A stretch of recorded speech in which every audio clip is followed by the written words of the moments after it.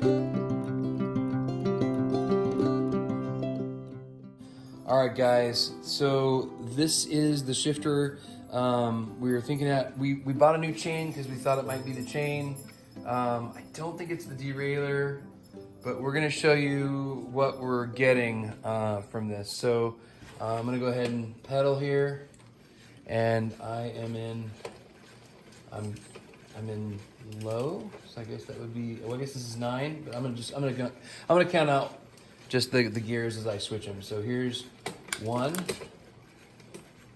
2, 3, 4, 5, 6, and I just can't get to 6.